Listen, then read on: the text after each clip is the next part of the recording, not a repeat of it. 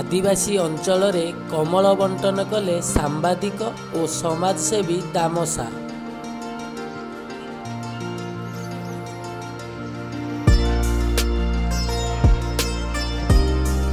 नयागढ़ जिला नुआगाँ ब्लॉक अंतर्गत आदिवासी बहुल काप्तापल्ली पंचायतर डेंगाबारी, भंडारीबारी, गुनामाटी, थाम्पुणी, घोड़कबारी और सिंगारपल्ली पंचायतर आंबपड़ा, जोड़ासाही और बाहारजला पंचायतर ढिपीसाही ग्रामर असहाय गरीब लोकों पाखरे पहुंची लोकों सुख दुखरे भागीदारी होई आगकू शीतर प्रकोप वृद्धि पाउथिबारु समस्तंकु कमल बंटन करा जायतिला।